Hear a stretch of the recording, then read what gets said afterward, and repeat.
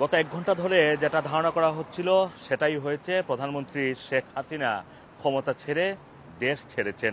এটি মূলত এখন ব্রেকিং যাচ্ছে। প্রথম এই নিউজটি ব্রেক করে ইন্টারন্যাশনাল গণমাধ্যম এএফপি, এবং তারা বলছে যে বাংলাদেশের প্রধানমন্ত্রী শেখ হাসিনা তিনি ক্ষমতা ছেড়ে দেশ ছেড়ে চলে গিয়েছেন একটি নিরাপদ জায়গায়। এটা বলছে। কোথায় গিয়েছেন, ডেস্টিনেশনটা কি, সেটা এখন পর্যন্ত জানা যায়নি। এদিকে বাংলাদেশের সেনাপ্রধান ওয়াকারুজ্জামান প্রথমে বাংলাদেশ সময় দুপুর ২টায় কথা বলবেন বলেছিলেন, জাতির উদ্দেশ্যে বক্তব্য দিবেন, কিন্তু সেটাকে ৩টায় নিয়ে যাওয়া হয়েছে। এখন সেটা বাংলাদেশ সময় বিকাল ৪টার সময় নিয়ে যাওয়া হয়েছে।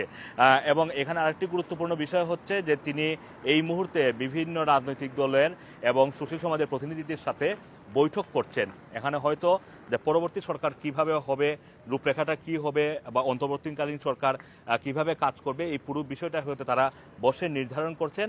এখন শুধু সেনা প্রধানের আনুষ্ঠানিক বক্তব্যের বিষয়। আমরা যারা জানতে পেরেছি, বঙ্গভবনে পর্যন্ত মানুষ ঢুকে পড়েছে। সেখানে রিক্সা নিয়ে পর্যন্ত মানুষ ঢুকার খবরও আমরা পেয়েছি। আর এদিকে আরেকটা বিষয় হচ্ছে যে সারা পুরো ঢাকা শহরেই আজকে সকাল থেকেই বিনা বাধায় মানুষজন রাস্তায় নেমে এসেছেন। বাসাবাড়ি থেকে সাধারণ মানুষ নেমে এসেছেন। তারা নেমে এসে উল্লাস করছেন, সেটার চিত্র আমরা এখন দেখতে পাচ্ছি, বিভিন্ন গণমাধ্যমে দেখাচ্ছে। এর পাশাপাশি বাংলাদেশে যারা সাংবাদিক রয়েছে তাদের কাছ থেকেও আমরা একই খবর পেয়েছি। তো দেখা যাক ৪টার সময় আনুষ্ঠানিক ঘোষণায় কিভাবে আসলে পরবর্তী সরকার কিভাবে গঠন করা হবে, সেই সরকারের মানে এই অবকাঠামোটা কি হবে, সেই ব্যাপারে একটা আনুষ্ঠানিক সিদ্ধান্ত হয়তো বিকাল ৪টার সময় যেই সময়টা দিয়েছেন সেনাপ্রধান তখনই জানা যাবে।